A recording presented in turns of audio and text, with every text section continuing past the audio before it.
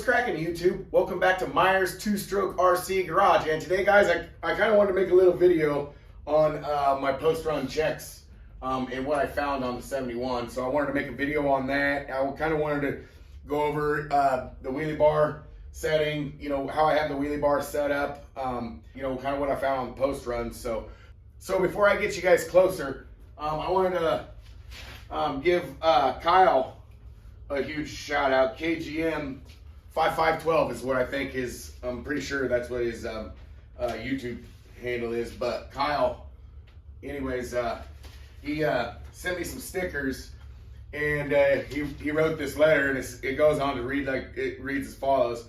It says, Ben, I've been watching your channel grow since your first claim of the fastest red cat rampage on YouTube. Keep it up, brother. Always bringing out bigger and badder things. Thanks, KGM. So yeah, I wanted to give KGM Kyle a huge shout out. Yeah, it's KGM 5512. Go check out his channel and everything. So yeah, now I'll get you guys closer to the bench, and we'll go over kind of the post-run checks and all that stuff. So okay, guys, I got you down here closer to the machine. Actually, I'm holding it in my hand. So, but I kind of wanted to talk about the wheelie bar and what I did to readjust it. And what I did was, before, what I had is this bracket I had flipped the other way around.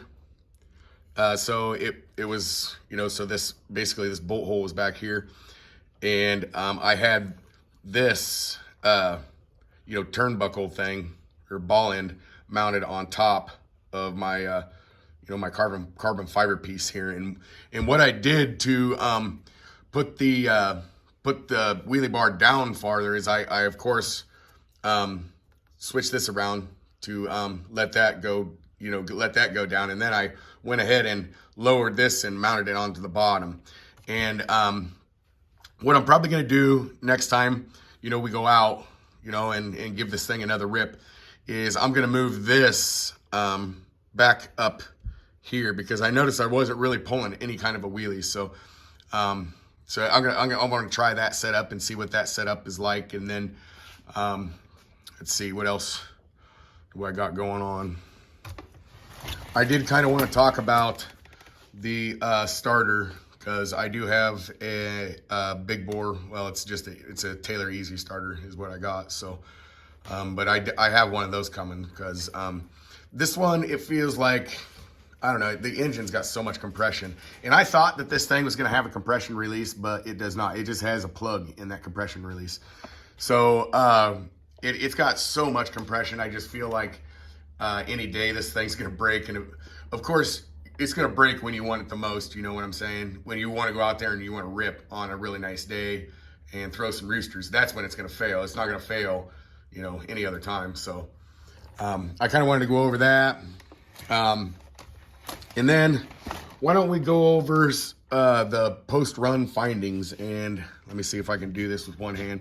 And we'll start with the bottom. And you know, in the manual, it says what you do after a run, you know, is you go over the machine and you look for, you know, loose fasteners, because they're easy to catch before they cause a much bigger issue.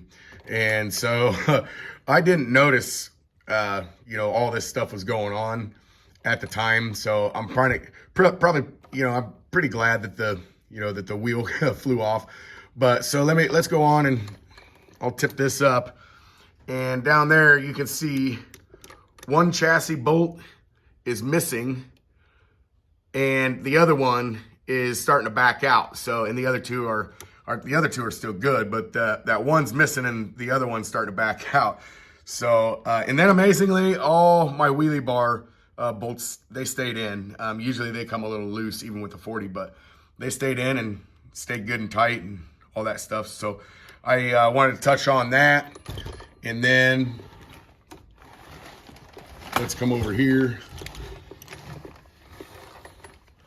You got those bags hanging on the wall, and they make it hard to turn. But I lost the first run. And so I put another one in, and guess what? I lost it again. So I'm gonna have to do something different here. I might get on the roving side or, you know, deterrent performance side or something, and see if I can find some metal ones where I can really put the cranks down to them, because this is just plastic in here, you know, sandwich in plastic, so I can't get too crazy, you know, as far as tightening it. Anyways, that I wanted to touch on that, and I also wanted to touch on that, and I actually saw this when I was editing the video after I got home from the fairgrounds. That's when I actually saw that sticking out. I was like, whoa. So yeah, that was working its way out. So that's kind of what I just saw, you know, off of a glance at, you know, just, I guess just looking at it over, you know, taking the cage off and just looking over it and just seeing without checking the fasteners. So I just kind of wanted to make a quick video, guys, on that stuff and all that. So let's get this turned back around. And another thing I've started doing, I don't know if you can tell, but I have started oiling this pipe after every run. And you can see up here where I need to cut that piece out of the cage, because I don't think it's really structural.